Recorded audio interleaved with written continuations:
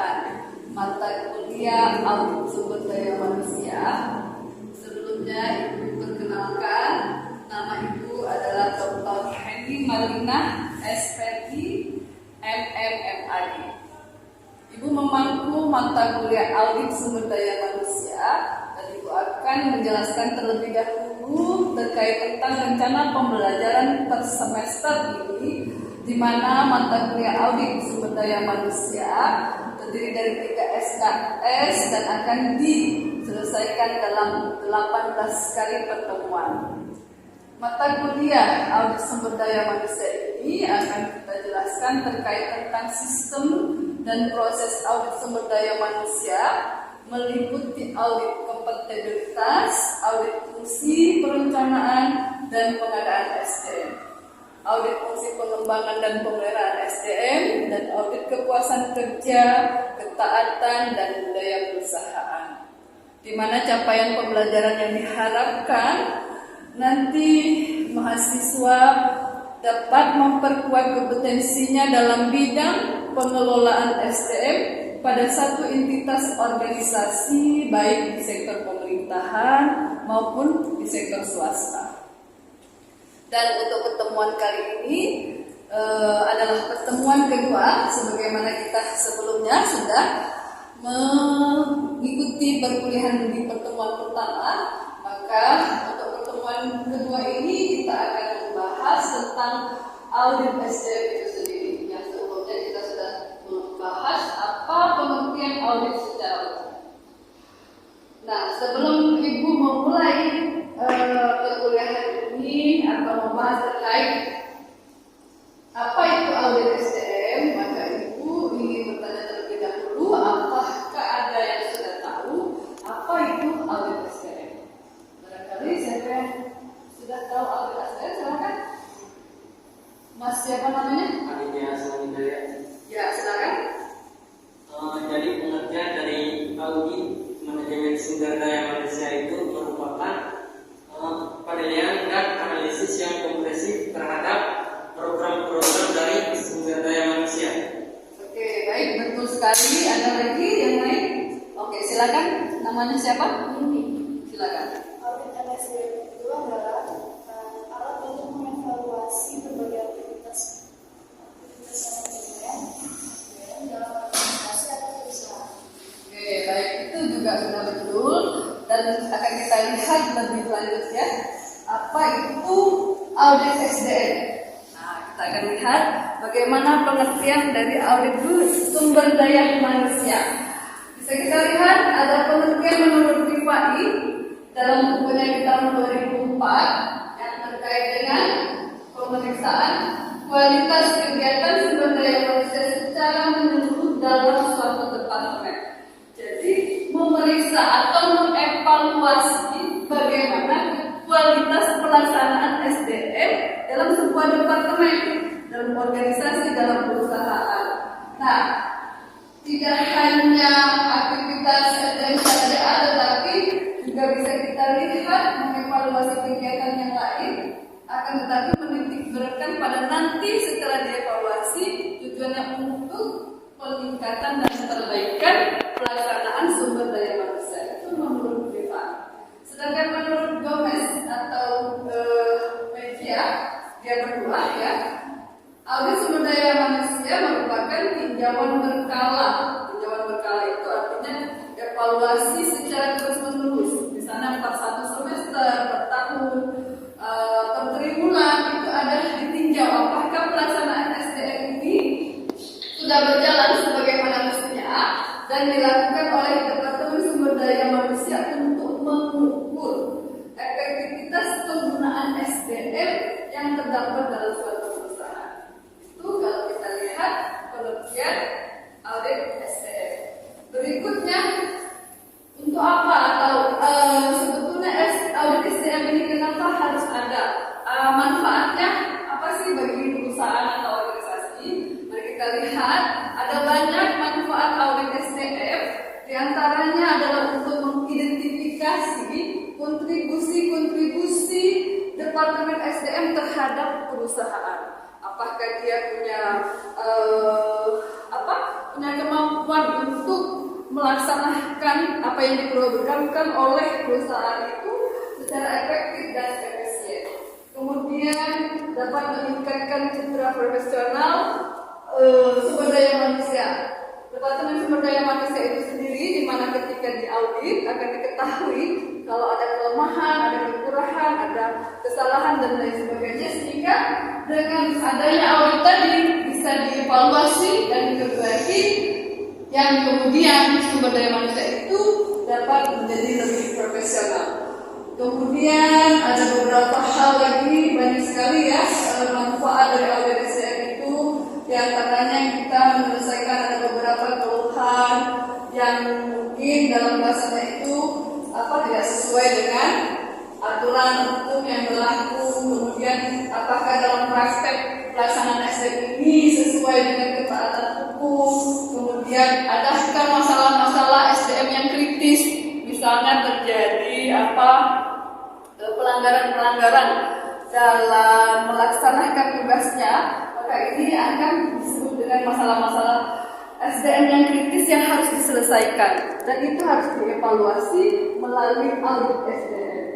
Kemudian berikutnya, selain manfaat, kita punya tujuan untuk mengaudit. Audit SDM itu tujuannya adalah diantaranya yang pertama menilai efektivitas SDM, di mana sumber daya manusia ini apakah dalam pelaksanaan tugasnya itu sudah berjalan secara efektif atau tidak, sudah tepat atau tidak. Misalnya kalau dia diterima diseleksi, diterima ditempatkan sesuai dengan keahliannya atau tidak, sesuai dengan profesionalismenya atau tidak, maka ini harus diaudit efektifnya. Kemudian bagaimana, apa saja aspek-aspek yang harus diperbaiki, maka diperlukanlah audit SDM. Lalu berikutnya mempelajari aspek tadi ketika ada hal-hal penting yang harus didalami dalam pelaksanaan Departemen Sumber Daya Manusia, maka kita akan merekomendasikan apa saja yang harus diperbaiki dalam pengelolaan sumber daya manusia. Berikutnya, bagaimana sih atau apa saja yang harus dilakukan? Pendekatan-pendekatan apa yang dilakukan oleh auditor dalam mengaudit SDM itu sendiri? Kita lihat ada 3 pendekatan yang dilakukan dalam pelaksanaan audit sumber daya manusia. Yang umum digunakan, yang pertama adalah menentukan ketaatan pada hukum dan peraturan yang berlaku. Yang kedua, mengukur kesesuaian program dengan tujuan organisasi. Kemudian yang ketiga, menilai kinerja program. Jadi ketiga pendekatan ini yang biasa dilakukan untuk mengaudit SDM. Di mana yang pertama, ketika kita menentukan ketaatan hukum dan peraturan yang berlaku, itu audit akan melihat atau menekankan penilaian apakah perusahaan atau kebijakan aturan yang ditetapkan oleh perusahaan itu sesuai dengan aturan hukum yang ditetapkan oleh pemerintah pada saat dalam mengelola atau pelaksanaan Departemen Sumber Daya Manusia. Kemudian mengukur kesesuaian program dengan tujuan organisasi. Setiap perusahaan, setiap organisasi punya program, punya tujuan, dan itu biasanya dibuat dilaksanakan di awal penerimaan sumber daya manusia. Kemudian dalam pelaksanaannya tadi, apakah pengelolaan sumber daya manusia ini berhasil menyesuaikan capaian kinerja ini sesuai dengan program yang ditetapkan oleh perusahaan, atau mampu mencapai tujuan organisasi yang ditetapkan sebelumnya. Lalu berikutnya, bagaimana menilai kinerja program? Nah, menilai kinerja program ini pendekatan yang ketiga, di mana di sini evaluasi dilakukan secara komprehensif kepada para karyawan atau sumber daya manusia terkait kinerjanya yang direncanakan atau dilaksanakan perusahaan. Jadi kita akan melihat bagaimana kinerja sumber daya manusia ini dapat melaksanakan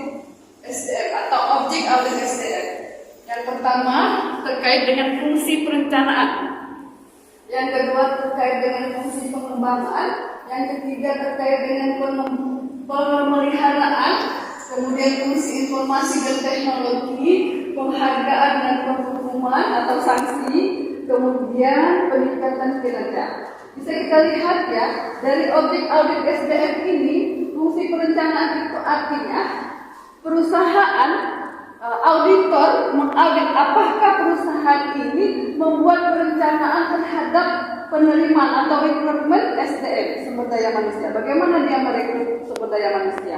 Adakah kriteria dalam rekrutmen sumber daya manusia ini? Itu pertama, perencanaan. Apakah perencanaan SDM ini sudah sesuai dengan aturan, ataukah adakah tahapan-tahapan seleksi dan lain sebagainya? Kemudian ketika perusahaan itu sudah atau organisasi sudah melakukan seleksi sumber daya manusia atau karyawannya, maka adakah perusahaan tersebut melakukan pengembangan terhadap sumber daya manusia?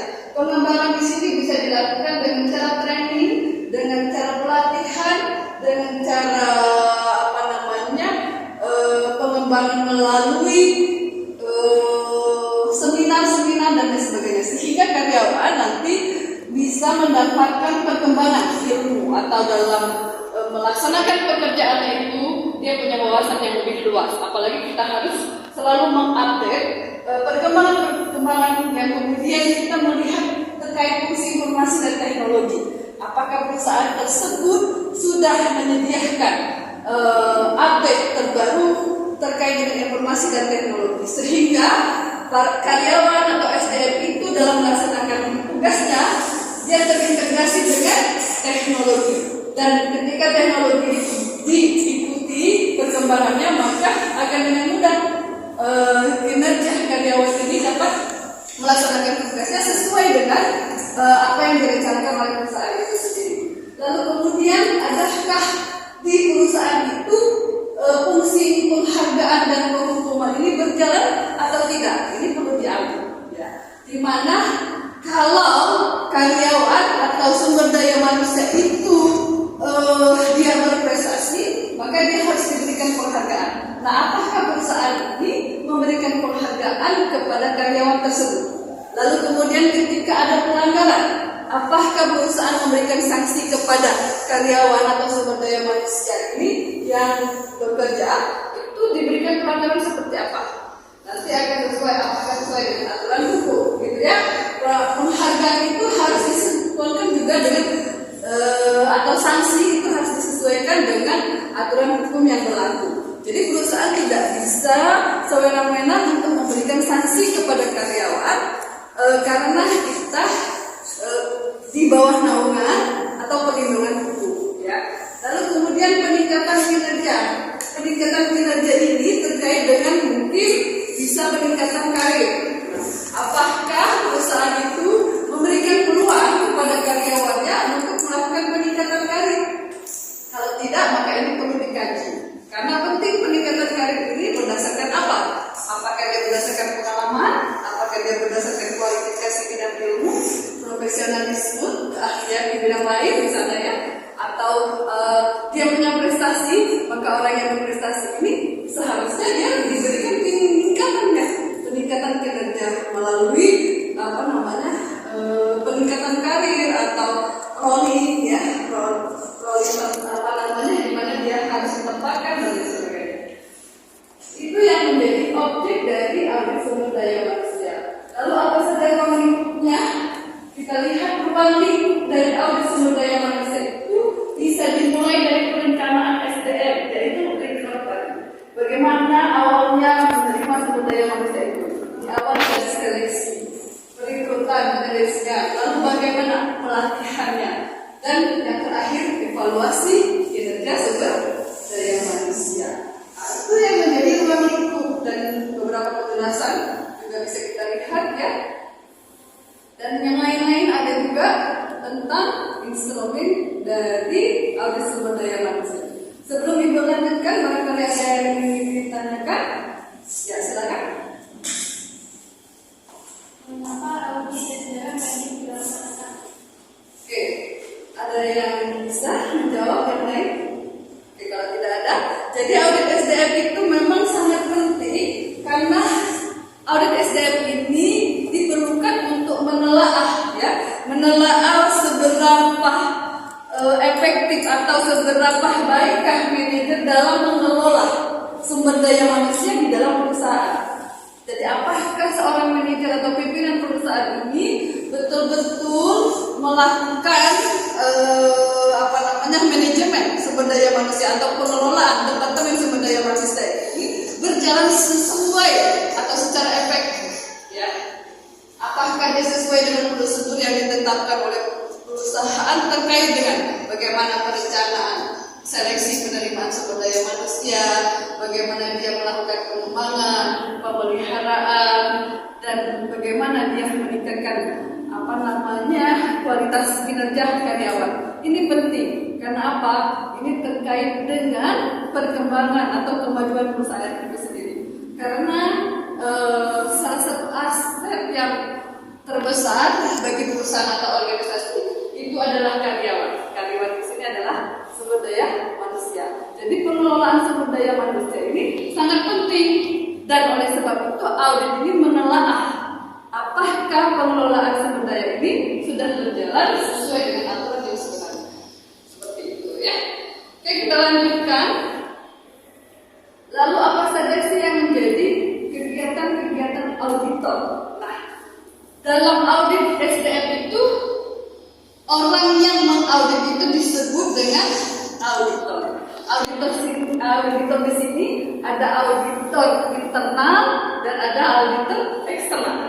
Auditor internal itu adalah auditor yang berada dalam perusahaan itu sendiri, yang independen, yang tidak berpihak kepada manajer ataupun karyawan. Jadi dia betul-betul independen menilai bagaimana proses seleksi, bagaimana proses pelatihan, pengembangan karyawan, kemudian bagaimana pemeliharaannya, peningkatan karir dan lain sebagainya. Ini betul-betul auditor yang dipilih adalah yang independen, yang tidak berpihak kepada siapapun, sehingga nanti hasilnya betul-betul itu adalah hasil evaluasi yang akan meningkatkan kinerja karyawan dan kinerja perusahaan. Kemudian ada auditor dari luar yang disebut dengan auditor eksternal. Auditor dari luar ini bisa kita ambil dari masyarakat, lingkungan perusahaan ataupun dari pemerintah. Salah satunya kalau dari pemerintah, apakah dalam pemeliharaan atau pengembangan pelatihan karyawan itu sudah sesuai dengan aturan hukum yang berlaku.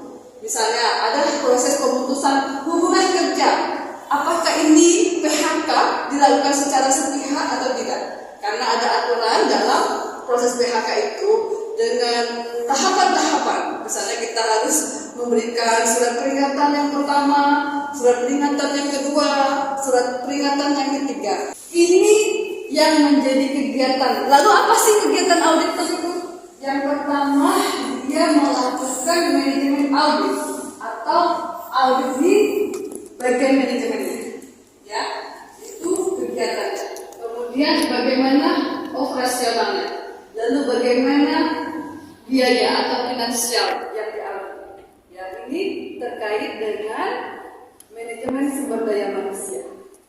Dari manajemen sumber daya manusia ini, apakah di bidang manajemennya atau pengelolaannya itu harus diaudit apakah sudah sesuai, sudah berjalan secara efektif, lalu apakah secara operasional pelaksanaannya juga sudah berjalan, apakah dalam finansialnya juga sudah berjalan atau tidak sesuai, kan gitu ya.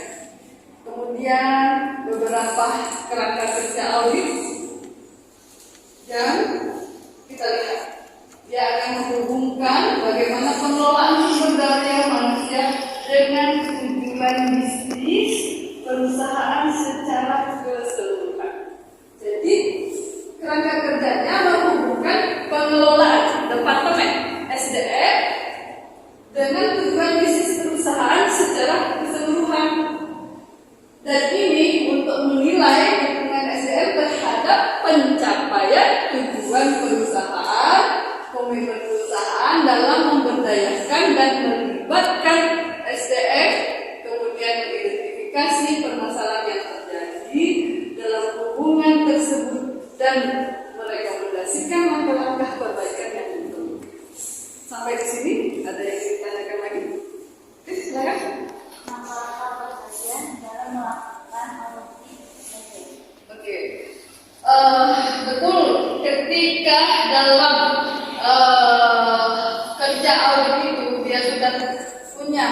kerangka apa yang harus dilakukan, maka tentu dia sudah menemukan, karena sudah mengidentifikasi masalah-masalah saat dia melakukan audit, maka dia akan menetapkan langkah-langkah yang harus dilakukan. Apa saja yang harus dilakukan dalam audit? Mari kita lihat. Yang pertama itu adalah kita lakukan kajian pendahuluan. Audit pendahuluan di sini berisikan melihat apa saja sih yang terjadi. Kenapa audit ini harus dilakukan? Gitu ya. Kita membuat latar belakang dari audit pendahuluan itu.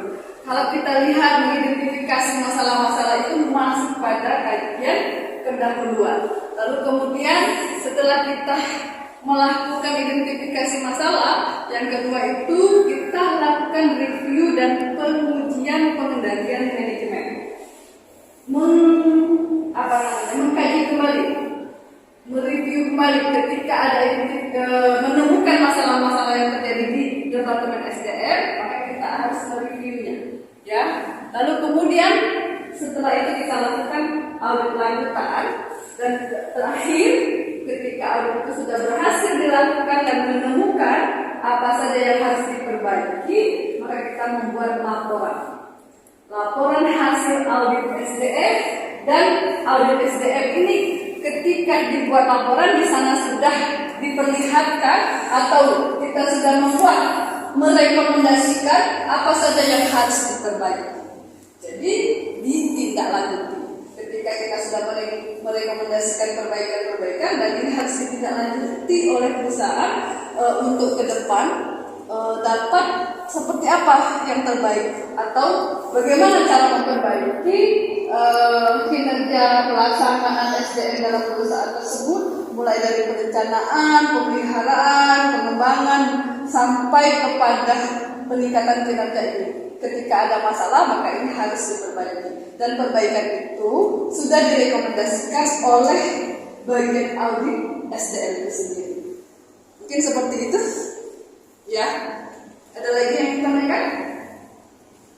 Oke, kalau tidak ada, maka kita dapat simpulkan bahwa sesungguhnya audit sumber daya manusia ini sangat penting bagi perusahaan untuk menelaah apakah dalam pengelolaan SDM ini sudah dapat berjalan sesuai dengan aturan yang sebenarnya, dan apakah terjadi kesalahan-kesalahan dalam pengelolaannya, sehingga nanti bisa kita temukan solusi yang harus diambil.